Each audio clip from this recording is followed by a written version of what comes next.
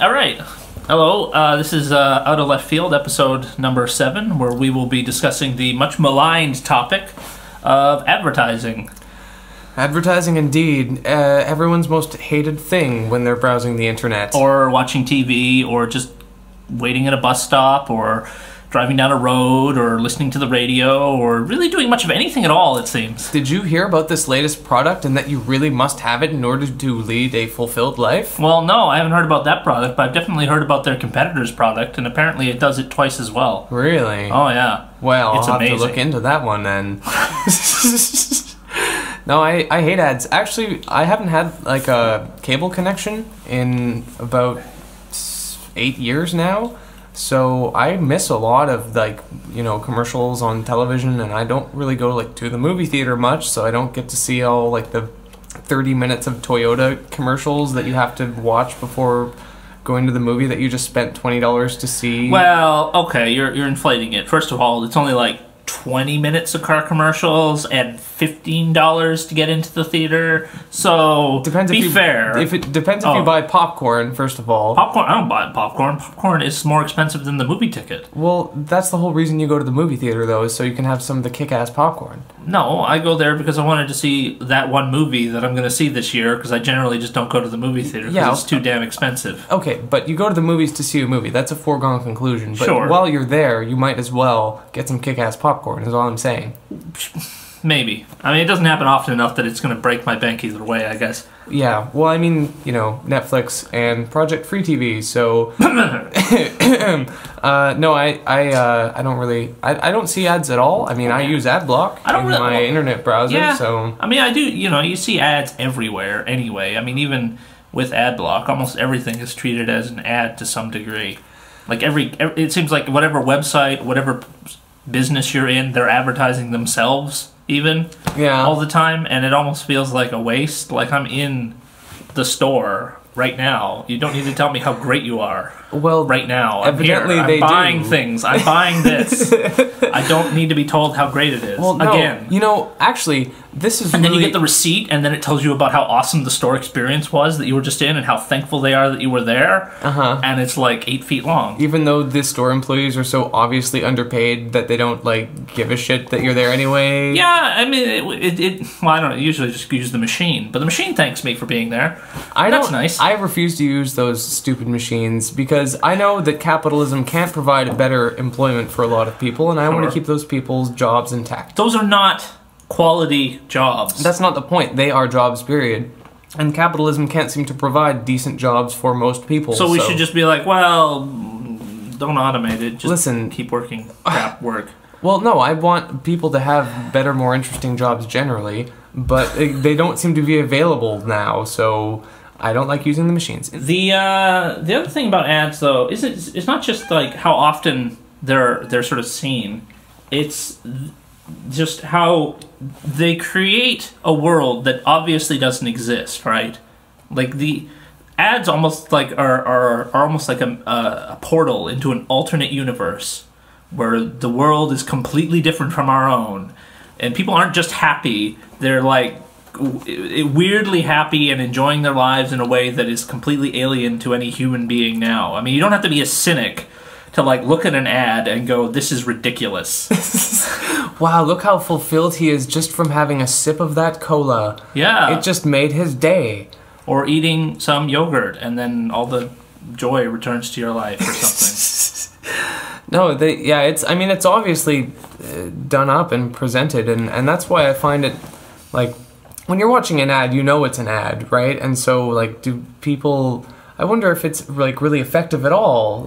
But people seem to almost during the Super Bowl, right? When you have people are excited to see the crazy commercials that they think of. Sure, but that I mean, to be fair, I've seen some of those commercials, and they are better quality than the ads that are generally on TV. Well, they do put millions of dollars exactly, into them. But that's why people are watching them. They want to see a funny, entertaining little vignette or whatever. I don't know how effective they are, or if they're effective at all. I mean, it almost seems like they're not so much advertising products as much as they're advertising. The advertising firms that make the ads for the Super Bowl are the ones who are getting the actual advertising. The benefit from all of this. Like, no one cares about the car commercial. They want to know who came up with that genius idea. Yeah. And then they find out it's these people over here, and then they get more business.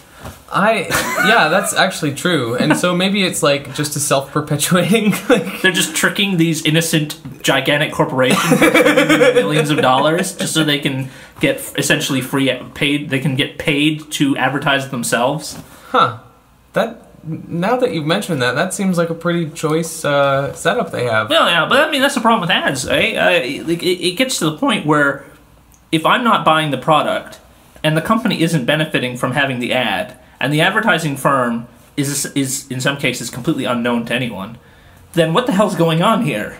Well, who is even benefiting at all? Yeah, like why do I have to watch an ad on a website to get to the content on the website? Well, the answer is, the people who make the content of the website need to have some kind of revenue stream in order to maintain the website, right?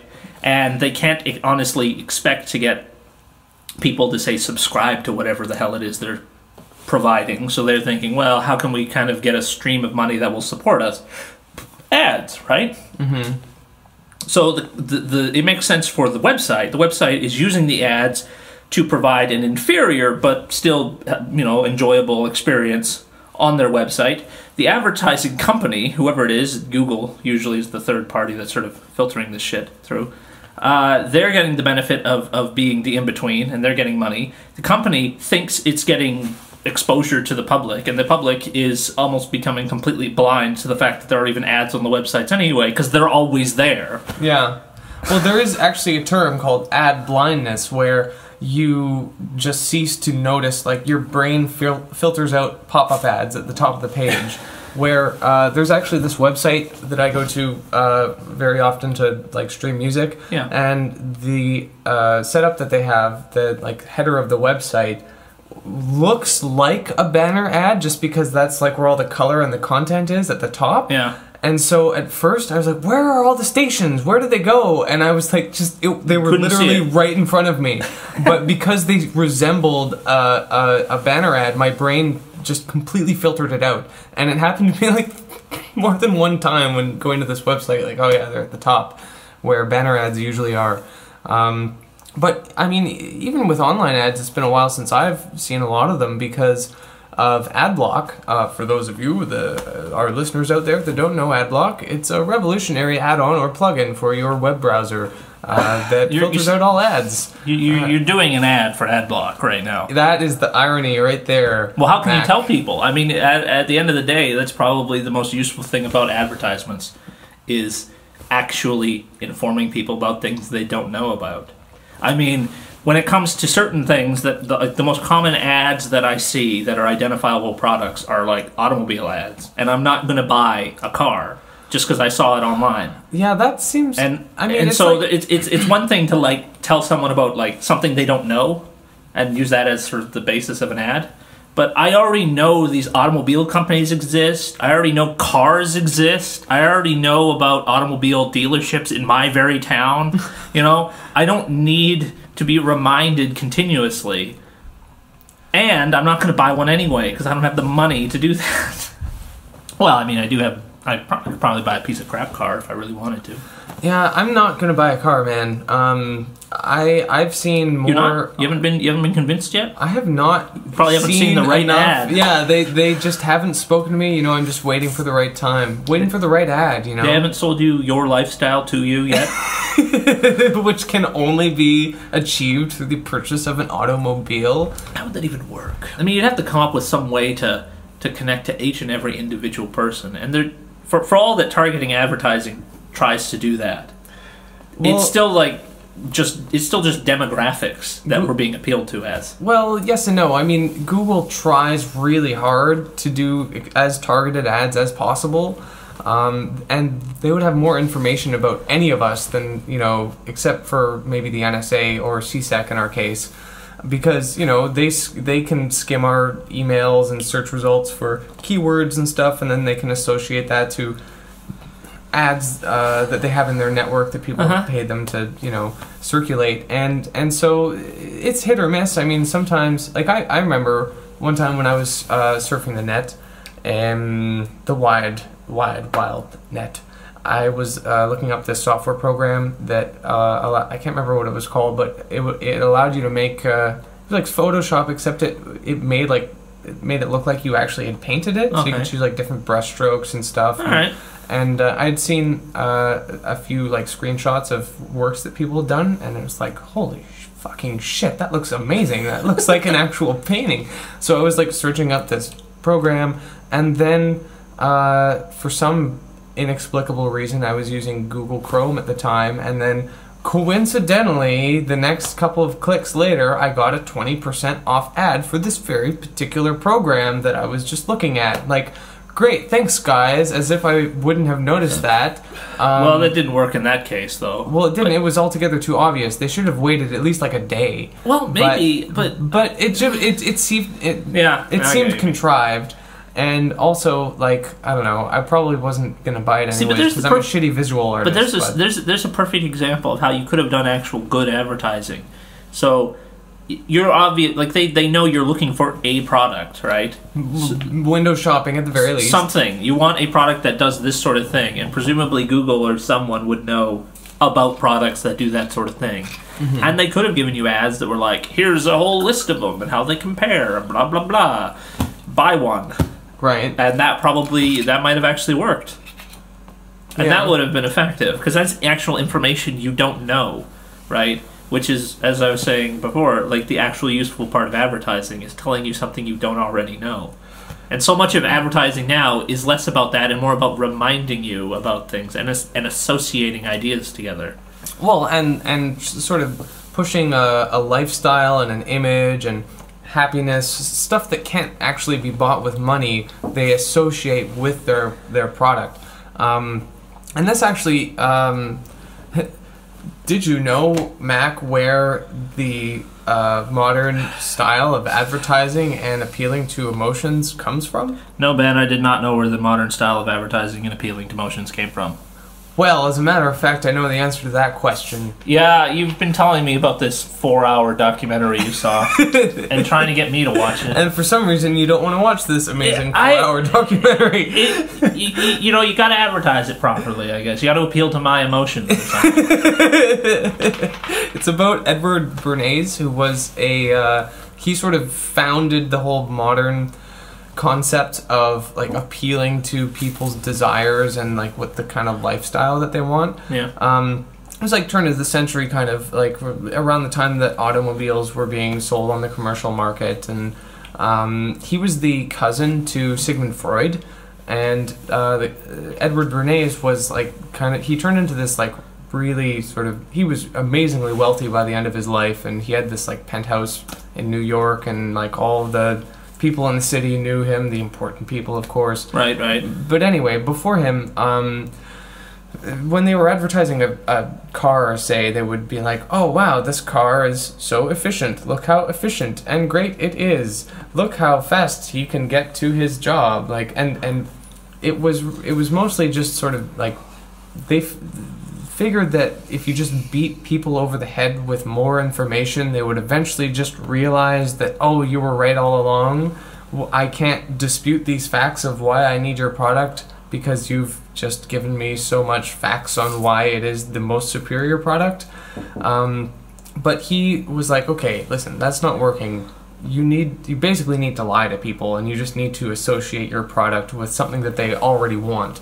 Right. So, and that's, I recommend you watch the 4-hour documentary. Well, you've recommended me before, and I'm sure you'd recommend it to anyone listening as well. I sure do. And if only I remember the name of it. I can never remember the name of anything specific I ever want to say when we're recording. Well, that's fine, seeing as I'm not going to watch the 4-hour documentary anytime soon, so it's no skin off my back. Well, sometime I'll put it on. But, getting back to the whole thing of, like, what is it, advertising blindness? Yeah. How do you appeal to people's emotions when they don't care about your stupid ads? Yeah, well, I mean, it's like every time I see a car ad, like, I'm not going to buy a car. Period. Ever. Hopefully. I don't go that far. Well, no, there's a lot of young people my age, our age, that aren't buying cars. Okay, like there are people that work for automobile industries, like in the marketing firms and stuff, that are just grappling with this like anomaly of all these people that live in like people in their 20s living in cities that just don't want cars. Because see them as these sort of needless expenditures. Like, well, I could just walk or take the subway. Insurance and maintenance and gasoline. Jesus, they're so expensive. Like, I don't care. Like, no one could possibly advertise a car to me in such a way that I could be like, you know what? I will spend an extremely large sum. I will spend $35,000. I couldn't do that. I just could. Even if I was going to buy a car, I'd buy one used. Simple, done. Right? Like that's it. That is what I would do, and there's no real way around that. I mean, the price points are so fundamentally far apart from each other that there's no way to convince me that buying a new car should ever be something I would ever actually do. Dude, I would happily spend more money on a computer than on a car. Like, I would spend $4,000 on a kick-ass computer, but $4,000 to me would be like, well, that's a lot of money for a car. I mean, it's just getting me places, you know. It's not actually doing something cool. Well, and I mean, the problem with cars is, I mean, even if you spend $4,000 on them, you're not necessarily getting $4,000 worth of automobile. Well, I don't know. You have to actually keep it working and things like that. It's not something that just makes your life more efficient automatically. No, that's true. I think like for all the amount of time that people spend like circling around the block looking for parking like a dick, that they might as well have just fucking walked. Well, there's more to ads than just trying to sell $35,000 things. There are alternate forms of transportation that have been heavily advertised in the past. Go on. Well, we were talking about this briefly before we started recording, but the Segway is a perfect example. I just want to talk about this because I hate the Segway so much, and how well advertised it was as a revolution in transportation, and how goofy and useless it is in any actual practical application. I mean, it's a toy, is what it is. Yeah. Right? Like, you wouldn't be able to get away with this without the advertising behind it. It is just a product that is kind of just this kernel to a much bigger advertising campaign. But I was under the impression that the Segway was going to revolutionize the way that people moved. They do. It does. You don't have to move your legs, and you can just stand there like an idiot and slowly have your feet go sore. Yeah, I mean... And then have the battery run out and you fall over like a jackass. You know, if I, say, was like a multi-millionaire and I had like a sprawling estate or something, I could see a Segway being an alright way to get around. But what about just a golf cart? Well, yeah, I was actually just going to say, I mean... Or anything else. You could fit a stereo on a golf cart, but I don't think you could fit a very good stereo on a Segway. You can barely fit a person on a Segway. I mean, it's literally, you couldn't really get it any smaller. Yeah, without not being able to fit people on it. It is kind of a shame what happened to the inventor of the Segway. Yeah. Died in a tragic Segway accident. Segway-related accident. Yeah. Well, it is unfortunate. It was a special customized off-road model, and it was Did it have giant rubber tires? I presumably... How about feet? Like tires made of... I think it had like proper, well, not feet, but like the I don't know. The naughty bits on tires. Oh, like how about tank treads? Segway with tank treads. Yeah. Why not? Sure. It's about as useful. Well, yeah. In any event, I don't think I would buy a Segway myself, but they were very heavily advertised. Although, I mean, children are really susceptible to advertising, though. Yeah. I mean, like, I remember when I was a kid, when I saw the advertisements for, like, the new scooters they had. Yeah, I remember those stupid things. I was just... I got one. Wrought with desire. And I have no idea why. I actually use mine a lot. I kind of use mine, but, like, maybe for a couple of months. But when I saw that ad, I was like, I wanted nothing more than to be that kid riding that kick-ass scooter, and it was like, oh my god, that is the most amazing thing ever. They were so cool, and so stupid when you got them. They're just they were a bit goofy. They were really dumb. I mean, come on. It's like the worst features of a bicycle and a skateboard combined together. Kind of. Like, you didn't really get the size and convenience of a skateboard. You didn't get, like, the efficiency of a bicycle. Yeah. So you ended up with this stupid thing. They were like snowblades. It's like, yeah. It's great. Although you could most of them you could fold up and have around your back on a strap or something. It looks super cool. Yeah, except it wasn't like a piece of like wood with skateboard. It was like made of metal. Yeah, it's actually really aluminum heavy. And steel. Yeah, well, it is interesting just how, like, I wouldn't say I've always been, there's no way I could have possibly honestly say this, that I've always been, like, immune, or even immune now, to advertising. It is kind of hard to tell sometimes, because, you know, I'll buy something in a store, and I won't really know why I did it, like impulse buying. I would do that too, except it's usually for like licorice or something. Yeah, but like why though? Because I mean, like I like licorice and all that, but there'll be stuff I'll just be like, oh, that looks cool, and it's kind of inexplicable. Like, did I see an ad? Is there like subliminal advertising going What's on? wrong with me? Why did I buy this stupid damn thing that like doesn't work properly? You know, I think probably the company that has been the most successful at advertising ever would be Macintosh. Oh, Apple. absolutely. They are the fucking champions of advertising. Apple or Coca-Cola. But with Coca-Cola, it's a lot simpler. Like, their job is to sell a single product. Yeah. 1,000 different ways. Yeah. And with Apple, it's the exact opposite, right? You got 1,000 different products, and you want to be with one unified Apple experience. You know, ride the ride, the Apple experience. One really interesting thing, I think the most interesting thing about how successful they've been is they've done studies on people's brain activity when they are exposed to Apple advertisements. Yeah. And they found, incidentally, that the brain responses, like if you take a like Apple fanboy, like, you know, totally like doesn't buy anything else other than Apple, loves Apple, wants to get the newest iPhone as soon as it comes out, is waiting in line and from 6 in the morning to get the iPhone. Those people, when hooked up to a brain machine, exhibit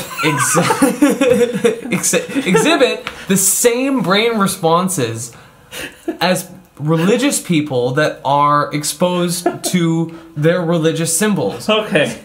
I get what you're saying. Brain machine. Oh, that sounds like an important piece of research. I can't remember what the fuck it was called, okay? Like an EKG meter? Come on, you could have just made something up. Just what? A brain machine is fucking close enough, okay? But their brain activity is literally indistinguishable from highly religious people seeing religious, and so they have instilled upon their Apple like followers a religiousness to it. Yeah. Right? And that is a fucking coup d'etat. That is, like, they've won, you know? Maybe. And I will still never buy a shitty Mac. I think they're awful. Well, I feel okay, like to be fair, I mean, you know, I could, once again, we're getting back to, like, the problem of advertising. No matter how good the ad is, they're too expensive. I can't pay $30,000 pissing dollars for an okay laptop. Well, a MacBook Pro is what, like $1,400 or something, but the specs are always like way behind the actual like curve. Oh, and good luck ever getting any of them updated. Yeah. Oh, you want to keep your machine running for longer than our decision on when it should die? Too bad. You have to buy... We have decided that the newest version of the operating system is not going to be compatible with your hardware. You know why? Because we made the hardware, and so we can make those sorts of decisions. And every so often we'll come up with some massive design flaw that will cause your computer to literally explode. That only happens occasionally. Okay, now. Yeah, some of the models it happens to. Like when they're more worried about how it looks than how it, you know, dissipates heat. Yeah, they have always been way more focused on presentability and design. That is what they're really selling, after all. There's a reason why the Apple logo is on all their stupid laptops. Mm-hmm. It's not just so people know which one to pick out in the store, because you're not going to find Apple computers in a generic store. You go to the Apple store to buy Apple computers. No, you can get Apple computers at like Future Shop and shit. Why the hell would anyone do that? Because I don't know. I wouldn't buy a Mac, so don't ask me. Well, anyway, no. And my point is basically just that they're selling people, like we were talking about before, a lifestyle that you're hip and not just hip, not just like technologically savvy, because I've not really found that with most Apple computer users so much. But well, I mean, it's not like not more or less. There's like not a clear distinction as to like what they really understand about computers. It's more of like, I like Apple because it always works, or I like Apple because it's, you know, all the parts work together, or it doesn't ever crash, although when it does. But in any event, the point is to sell people this image that you're not just someone who uses a computer like any fucking PC owner would be. You just want a computer. You want something to get onto the internet and to use the word or whatever. Yeah. No, you're unique. You're a minority you're part of a minority that is ahead of the curve. That you're better, not necessarily like morally or intellectually superior, although that does kind of happen sometimes.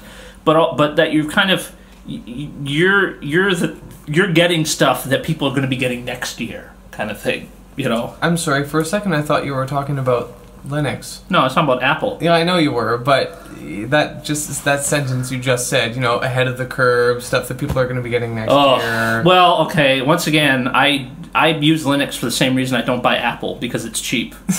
Literally, that is like the primary driving force behind it. It's not cheap. It's free. Well, cheap as free, right? You still have to have a computer to use Linux. Well, sure, but a computer. What other operating system can you say that about? You see any computer anywhere, somewhere. Hey, Linux works on like gas pumps. This is not a time to talk about Linux. We're trying to keep our focus on advertising, and unfortunately, Linux doesn't advertise. Hey, it is the antithesis of that. Okay, so perhaps we should talk about it for that very reason. Well, I mean, there are companies that advertise that provide Linux distributions or versions or whatever, but Red Hat, first $1 billion Linux company. Yeah, I guess they do. But they, once again, like what they're selling though isn't so much Linux as much as the service that you're getting, right? Yeah, that's true. And so I guess in that case you'd be, you know, like there are companies that don't sell products. They sell some other thing that's kind of hard to quantify,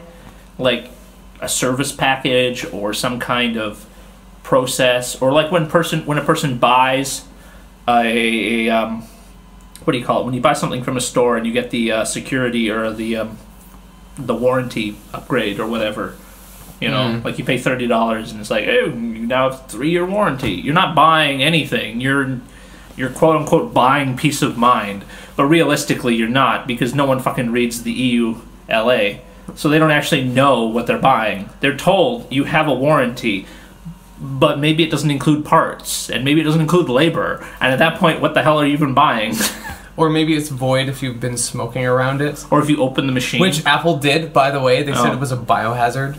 Fuckers. Well, it is a biohazard. I think that's... Not to a computer! It's not alive! Well, I don't know. Like some people treat their Apple computers.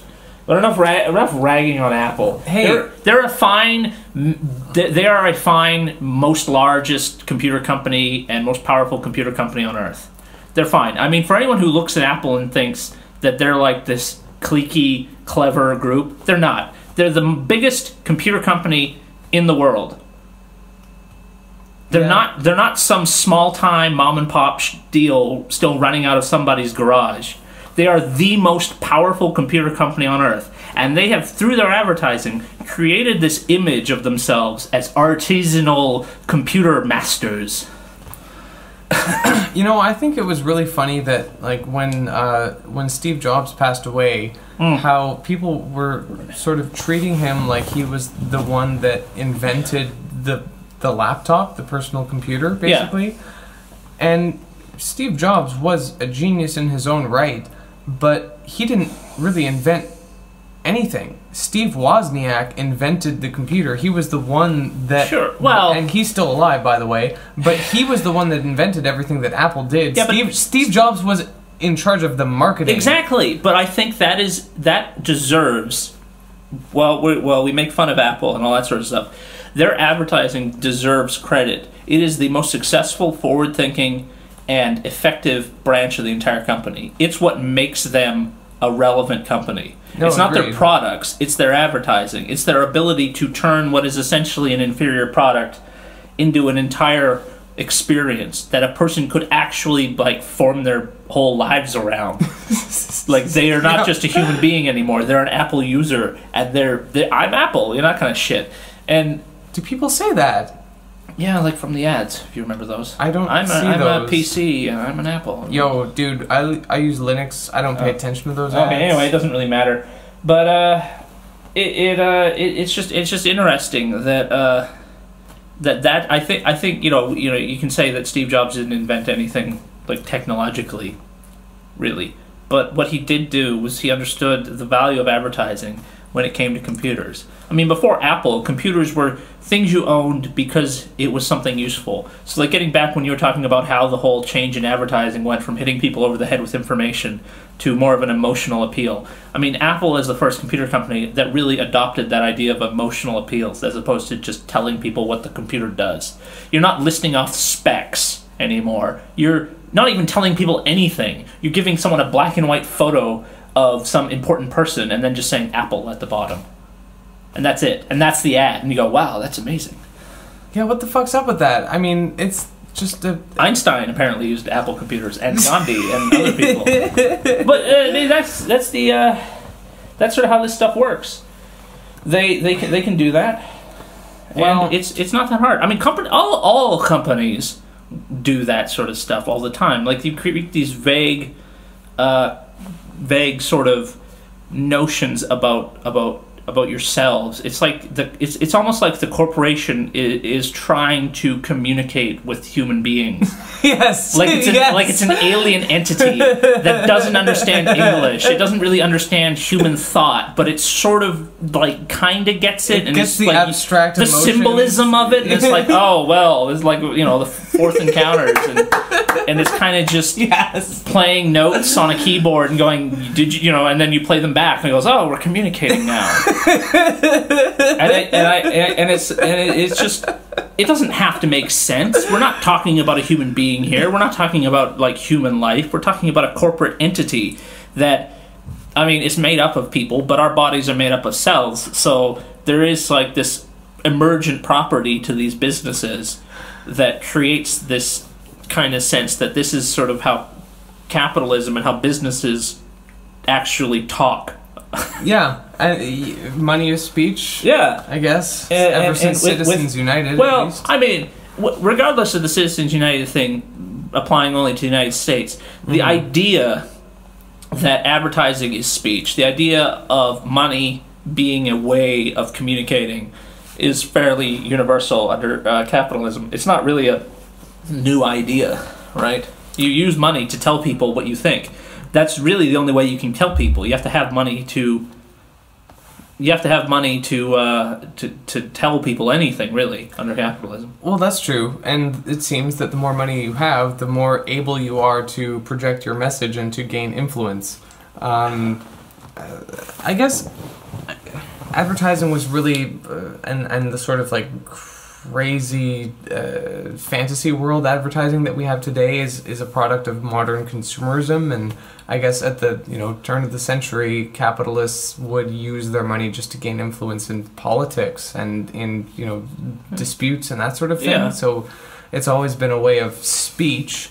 But if you apply that to advertising, I mean, they can say like whatever they want. Like, I mean, like tobacco companies, and the sort of like fantasy world, like you're not just you're advertising. No one drinks in beer commercials. You're advertising anything but the actual product. But everyone's having a good time. Yes, and, they're ignoring the product, except that it's also everywhere at the same time. It's interesting that like these businesses will focus. Just generally, will focus on the things they can't possibly sell people, that are impossible to commodify, like being happy. You mean I can't buy happiness? You can't buy happiness. You can't buy existential fulfillment. You can't. It's not possible, and yet it's sort of being offered to you. I thought that was going to be in the new OS X. No, it's well, maybe. I mean, some people apparently think they are, and that's good enough, I guess. But it's strange how you can take any product and just sort of layer on top of it this world in which that product is the most important thing ever. Like cat food, where it's not just cat food for your cat. It's like you as a person in your house and having a good time with your cat and playing and having fun, and then you have the cat food, and it's all part of the experience. You know, like that kind of crap. You know, the and cat you're like, food? you know what? My cat does need to eat cat food. Yeah, and I do love playing with cats, and you know that did look like good fun, and maybe my cat will like it. And so you go and buy it, and then you find out it's just cat food. There's nothing else. Not to only it. that, but the kind of cat food that's advertised the most is the worst possible quality for your cat. It contains shit like grains and whatever the hell else that they can't actually digest. And it seems that the cat food that is advertised the least is actually the most healthy for it. Well, maybe. I mean, I don't know. I don't own a cat. You do, so you. I'll just defer Not to only you. do I own a cat, I own the most awesome cat, as you know, Mac.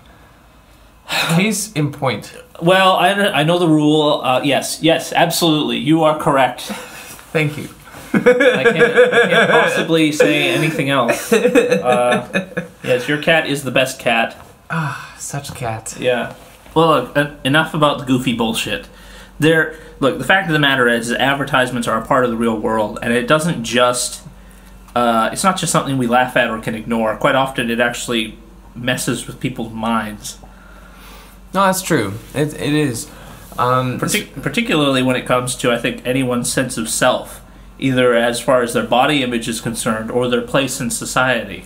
Yeah, well, you compare yourself to the people in the advertisements and like, wow, he's so happy, he's so fulfilled, he's buying that product. Maybe if I buy that product, I'll look that way, I'll feel that way, and companies will manipulate that expectation and that emotion that people have to their own advantage to make more money. I don't understand how, like, particularly when it comes to appearances, how a company is able or legally allowed to say advertise makeup or some kind of way of dressing or looking and then using Photoshop on it. Like, I don't understand how you can do that and still say, oh yeah, it's totally fine, this is what you'll look like. Well, yeah, they do outright just manipulate images, particularly of women's bodies. Well, and in magazines, I mean, in every single bloody grocery store, it's nothing but that. Yeah, that you just can't possibly look away from when you are standing in a lineup to just put your, broccoli through the... Well, I mean, it's a sort of, it's like you were talking about with emotions. It's an impulse buy. It's something that you're trying to get people to buy that they wouldn't... It's almost like it's something that no one really wants to face. It's not something people really want to think about. So you have to force them to look at it and be ashamed of themselves, because otherwise they just wouldn't go down that aisle. Yeah. If you had one aisle that was had all of the magazines in. Yeah, not at the cash register. You might be like, oh, every time I look at those magazines, I feel worse about myself, so maybe I just won't go down there. Exactly. I think that would be what would happen if you tried to do that way. Advertising, especially like we were saying before about how advertising seems to affect young people a lot more. Yeah. They're more easily, I guess, tricked into falling for these, emotional ploys that companies make, and when that applies to body image, that is a really strong contributor to the problems of eating disorders that young females have, and just the sort of self-worth that people have, and just their view of themselves, and they think, oh well, I don't look like this particular image, and so I need to be more skinny to feel like that, and those images are fucking photoshopped. Like, it is physically impossible to look exactly like that, even if you did have plastic surgery most of the time. Yeah, but to be fair, I mean, this isn't really a fair point, but I'm just saying, that is the image being presented. It's not like people... It's not like the company or whoever that's making these photoshopped images is going, oh, but don't worry, it's Photoshop, so who cares? They're just presenting this image because they want to make the person look better, which quite often ends up becoming highly hypocritical when they're especially talking about, clothing or makeup. Clothing, makeup, but also, a lot of these ads are about creating in the person who buys the product a sense of confidence in themselves. Right. Which you're definitely not going to get if you're trying to achieve a standard, which is impossible.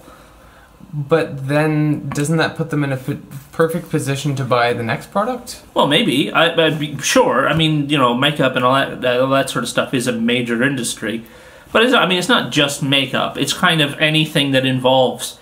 It's not just like physical appearances, although that's a huge, huge part of it. It's also kind of the social stuff where, like particularly with beer commercials as well. I mean, on the male side of things, it's not less about how you look and more about how popular you are or how many friends you have or things like that. Right. And like the standards there are impossible, but a lot less personal. So you end up with this weird kind of disconnection from your own life where you're supposed to be having a good time all the damn time, apparently, but no one can. So either you become some kind of irrecoverable drunk, or you just kind of look at those things and go, I can't be that good. I guess if you just buy enough of their product, maybe you can come close, right? Right? Or just get a beer gut. Yeah, you could do that particularly with the shitty beers that you see in ads. Well, I mean, a lot of the focus of the whole aspect of body image and especially with women, right? I think absolutely. Men are affected by it too. You see guys on the commercials with these like ripping six packs and like these like super awesome cheekbones. Kind of. There is, I think, a major distinction that needs to be made there, though, in that what is being presented to women is less about how like striking and sort of dynamic you are as a person, and more about how well you can conform to just sort of this set piece of a human being that you're supposed to be. Whereas with guys, particularly commercials and things like that, it's more about, sure, you look great because of course you always look great because you're just supposed to look great in ads, but it's more about like the social stuff. Like you have friends, you have lots and lots of sex, you get to have all the exciting things that people want all the time. Whereas with the women's advertisements, it's less about being a human being and more about just sort of looking a certain way. Yes, well, that is definitely the sort of patriarchal culture that we have. Well, yeah, it's hard to tell sometimes because you see these ads and you kind of wonder like, are they doing this just because this is the way they think ads are supposed to be? Because there's a real trend in advertising where it seems very like unoriginal and derivative of sexist attitudes, unless like that they actually thought these things up on their own. Like they're sitting down and going, you know what we should be? We should be sexist. It's you know what we should be? We should just do the same thing everyone else does because apparently that works. But do it better than everyone else. Do it more. Yeah. So, I mean, it's still sexist, but it is just interesting to try to... It's almost impossible to tell sometimes, like, what direction they're actually coming from. Well, they're definitely coming from the direction of wanting to make more money. That's the whole point. I guess so, but advertising. This is kind of like one of those fundamental problems for people who look at capitalism and think it just needs to be fixed, right? Like, just to repair the problems. It's too excessive, or it's not excessive enough, or whatever, is the whole issue of sexism and racism and things like that, where, particularly sexism in the case of advertising, where these things do exist, and they exist under capitalism, and they don't seem to be going away when it comes to advertising at all. They're just made worse. Yeah, so, like, is equality of the sexes going to happen on the basis of just the free market expression of advertising? Because it's not happening. I don't think so. And in fact, I think this is, like, maybe totally going out on a limb here, but third wave feminism is the concept of... I don't know anything about this, so sure. Okay. First wave feminism was like suffragettes, women's right to vote, that sort of thing. Second wave feminism is women being equal as men, having the same pay per hour, equal opportunities for employment, that sort of thing. Third wave feminism is the most modern one, of course. And it's sort of like women using their position and their sexuality and whatever to like make their own gains, and so you can sort of like co-opt the existing sexism that men have to your own Make advantage. it your own, I guess. Yeah. Own it. Exactly. Okay. And Okay. and that is, of course, the most controversial of the waves of feminism, because a lot of women Because- look at that and like, well, I don't. What you know, Isn't that I can't see the difference. Kind Isn't of thing? it? Yeah, it seems kind of like a reaction to the existing sexism in Maybe. society. And if it, I mean, sure, maybe it is, and yes, it works for a lot of people, so I can see that. I mean, I guess, but the thing is I mean, is that the sort of thing that, say, an actor in an ad is thinking when she, like, is in the ad, being essentially part of this whole process of sexualizing women generally? Yeah, well, you know, she has a good, well-paying job, and Sure, she's and female, she's so that's a happy, fulfilling career or whatever. yeah. I don't know. I mean, it's a bit of a rubber band idea, I guess. I mean, you could just stretch that out as far as you want. You could pretty much use that. It seems like you could just use that argument to justify or rail against anything. Honestly, I kind of feel uncomfortable talking about feminism yeah. when we're like two dudes. Like, well, I'm just curious. I've never really heard of the whole waves of. I mean, I've heard of feminism, and I consider myself a feminist, but I don't really know about the whole different stages or waves of it or whatever. So it's kind of interesting. Wikipedia, dude, look it up. Yeah. Okay. Fine. Yeah. Thanks. Oh, really? Wikipedia. Have you heard? Have you heard about it? Now, there's a website that doesn't need to be advertised. Hey. You know, speaking of websites that don't need to be advertised, Yeah. I work for a company that, in our existence, we haven't advertised basically anywhere, and we've been really successful just on the basis of actually, like, supplying a service and a product that people actually need, and our clients find us, right? And I think that is a good indication of, like, well, how important is advertising really? Like, if you're like, Coca-Cola needs to advertise to people because there are 1,000 other things that people can just drink. But there aren't, though. Because there's only one Coca-Cola. No. I mean, well, yes, of course, there's only one Coke. Blah, blah, blah, blah, blah, whatever stupid thing you want to say about that. No, what I mean is when it comes to things like Coca-Cola, they have a monopoly on the market. They are in every store. It's either them or Pepsi, right? And quite often they have, like, non-competition between the two. Yeah. So there you go. You either choose between Coca-Cola products or Pepsi-Cola products, and that's it. There's no alternative. It's like the Democrats and the Republicans. Which do you want to put down your throat, right? Well, I don't like cola. Well, you have to vote anyway, so do it.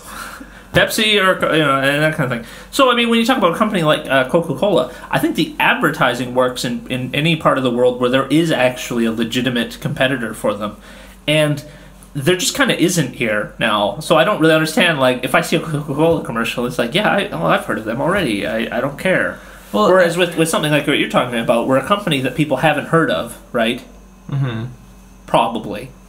Or any company, really, that people haven't heard of, and performs a service that they might very well actually need, and they may not even know it, right? That is the perfect place for I'd say the most legitimate place for advertising to be, is in those kinds of situations. Coca-Cola, I think, is not spending money in order to inform people about the quality product that they're selling. They're not informing people of anything. They are using their money, they're using their capital to try to dominate a market. That's it. Everyone knows about Coca-Cola. They're the most recognized company on earth. There's nothing they're actually trying to tell people. They're just trying to make more money by dominating a market more thoroughly than they are now. And you can't really improve cola past a certain point. It's only so delicious and so cheap to make. Yeah. But with advertising, there's no limit to how much you can advertise.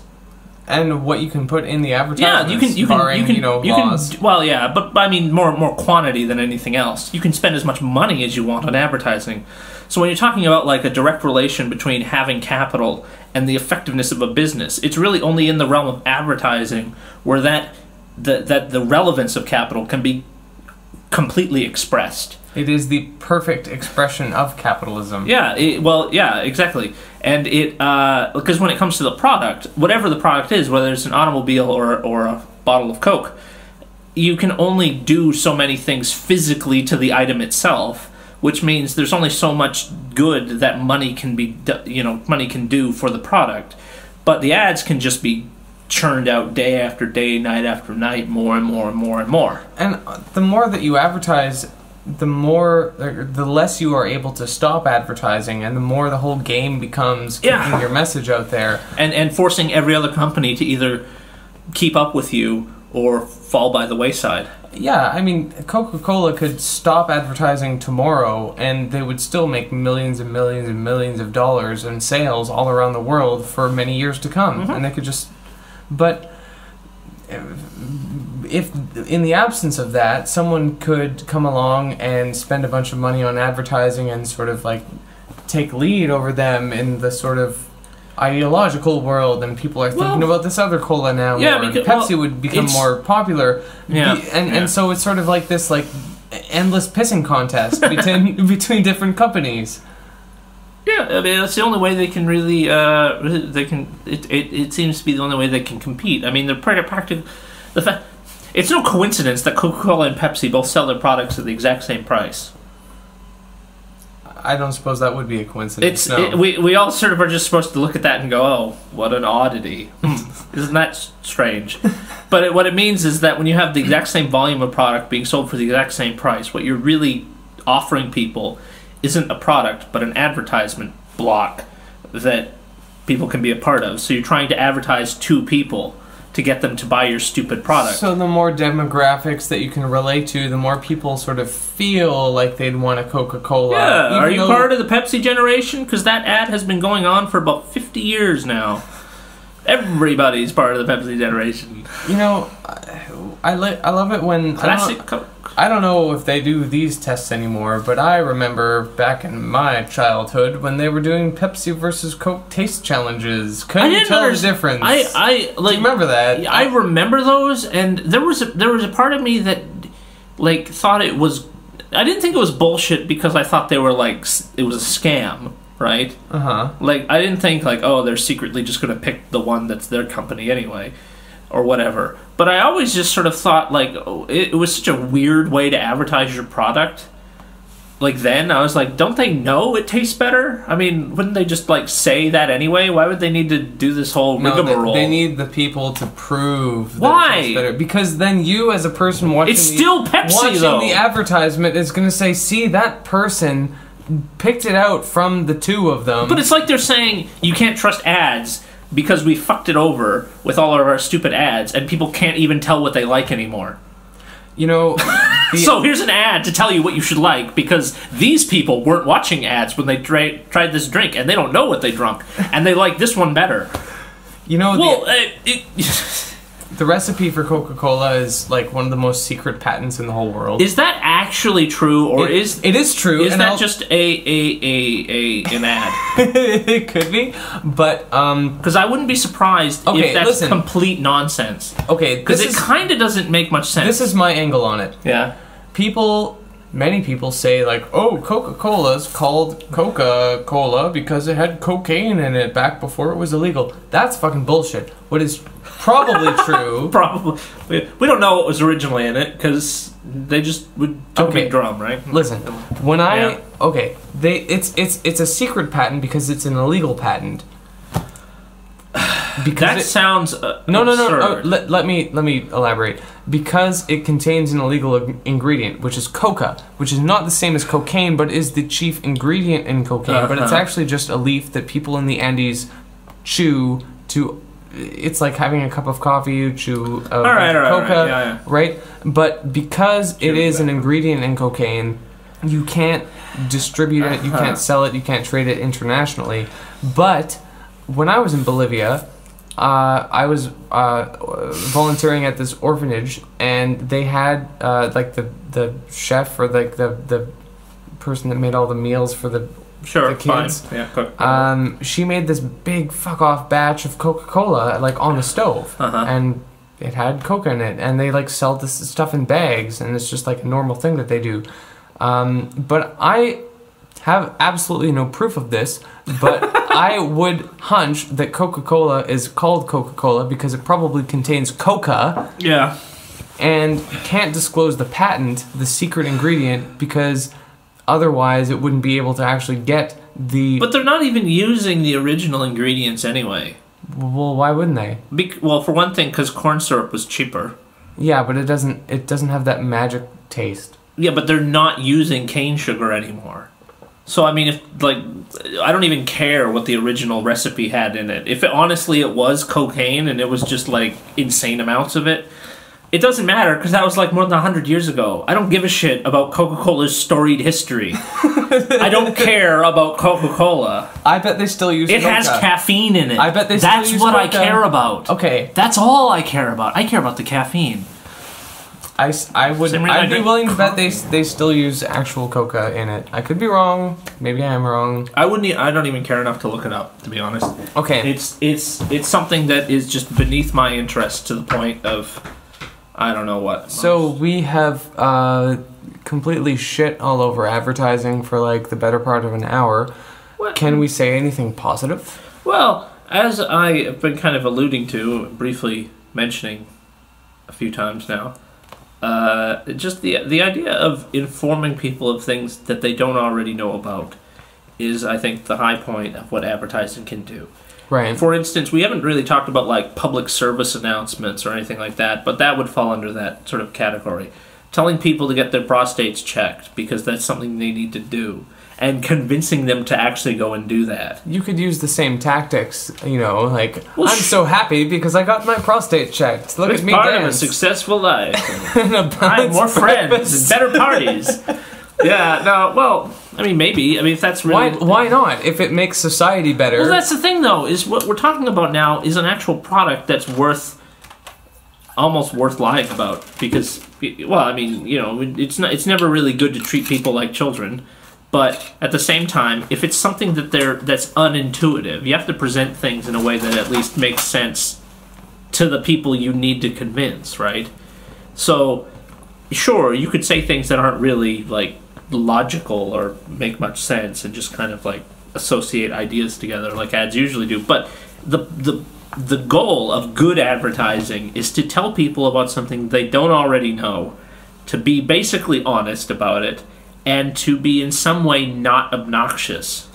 Well, I guess the line that you can draw is like whether it's a product that's objectively good and useful to people or objectively just another cola. Yeah, I get. Well, I mean, you don't really need to tell people that sugar tastes good.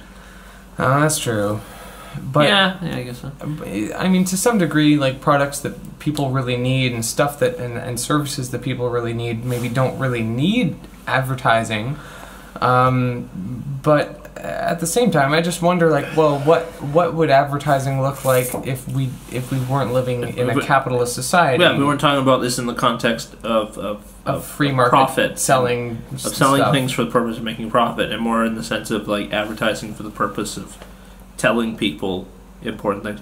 Well, I think if advertising would probably be a lot more like Wikipedia in the way that it's presented, in the sense of like.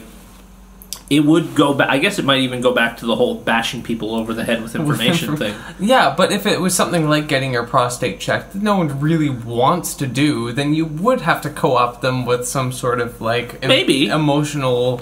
Yeah, I mean to a degree. John was living a happy life until he didn't get his prostate checked, and then everything went to shit. Sure, but you can't. To build a better world, you have to treat people like they're adults. You have to actually be able to. People are adults most of the time. No, well, yeah, but that's the point. Is that you have to treat them like that. You have to act like they can be capable of making intelligent decisions. Yeah, and given context, given information, doesn't have to be just like text blurb or whatever, but like presenting things in a digestible and comprehensible way is probably the most beneficial way in which advertising can work. So you mean like the what do they call them? I smelt burnt toast. Like the history? Yeah, kind of like that, or like infographics or things where you kind of present information in a way that's easy to remember, easy to understand. Dude, we just lost our entire American audience with I Smelt Burnt Toast. Yeah, that is a that's true. reference that only Canadians will get. Yeah. They're like, what are they called? History moments? The heritage moments. Yeah. Yeah, they were great. And we invented basketball. I learned that from a history moment. Yeah, some genius Canadian realized that you should cut a hole in the bottom of the bucket. That was us. We came up with that. That was one of our inventions. It's true. But yeah, you could do something like that. Okay. Let's say that we do achieve socialism someday.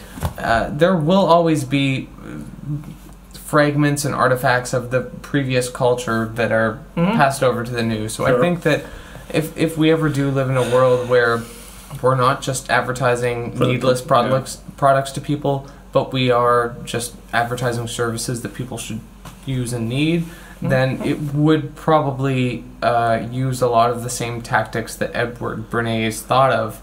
All those many years ago. Many, many moons. But they would also just be sort of like, you'd see an advertisement and it would be for something useful. Yeah. And that would be nice, instead of just another fucking car that I'm not going to buy because cars are bullshit and fuck that. Well, look, cars aren't necessarily bullshit. The problem... I live in a city, I don't care. Yeah, well, if I see 8 car ads, I'm really sorry, but I can't do that. I can't buy them all. Like, it doesn't even matter how much I want all of them. Even rich people have struggle with buying all the cars they want, Yeah. Although I guess in your case, you have bought all the cars you want. 0 cars? I have a skateboard and a cat. And my life is awesome. You have a cat? You ride that around town? What are you talking about? I wish I was small enough to ride my cat. Yeah. That would be so much fun. Well, she would probably eat me. Yeah, but I guess it just comes down to, at the end of the day, the difference between good advertising and bad advertising is the intention of the advertiser in what they're actually trying to sell.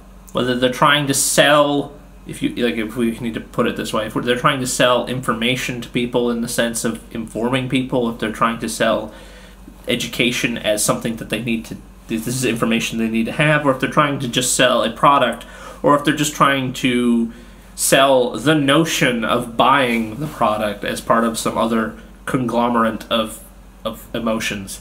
And so I think that is sort of the only way to really divide good advertising and bad advertising, is the intent of the advertisements. And to be fair, advertisers are perfectly aware of this, and they're perfectly happy to pretend like they're not advertising to you, and to badmouth advertising to those demographics that don't like ads. So it's not easy to tell the difference, and it is particularly not easy when, at the end of the day, under capitalism, it all comes down to money. Every time. Whether or not there's enough, or whether or not they're making enough. Well, it's like elections. The people that seem to spend the most money in election campaigns usually seem to win the most often.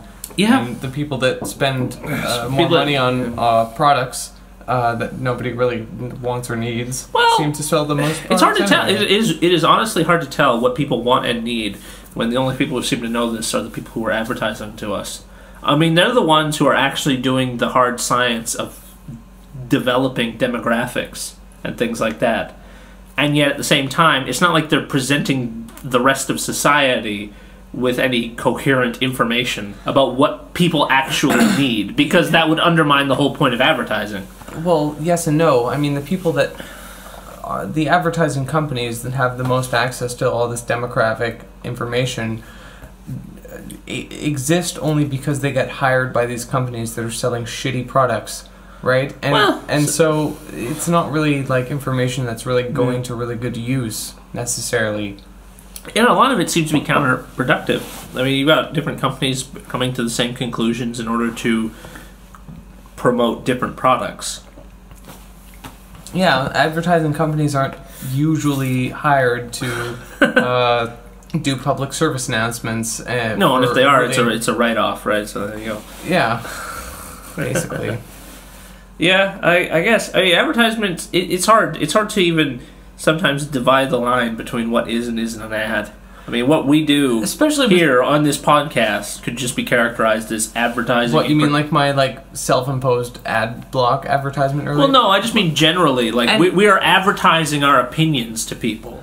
Well, by presenting them in an interesting and entertaining way. That's true. And that reminds me of this topic that we said we were going to touch on, but we totally didn't. So, sponsored advertising and something I find more annoying, which I'll touch on in a moment. Sponsored advertising is basically just where a company that is otherwise presenting itself as a news agency essentially allows a third party to foist itself off on the readers as if it were a legitimate source of news, when in fact it's just a paid-for ad. So you have, say, a company writing an article in a newspaper or on a website about their product as if it was a real, legitimate review of the product and not just some hackneyed bunch of nonsense. Kind of the way that, like, late-night TV ads go, like, as seen on TV type of stuff, where they're sort of pretending this kind of scenario where it's like, oh, these people just happen to be in the room and they just happen to really like this mixer. You know? It's so great. It makes it so good. Yeah, well, but at least with late night advertising, you can at least tell that this is just all a joke.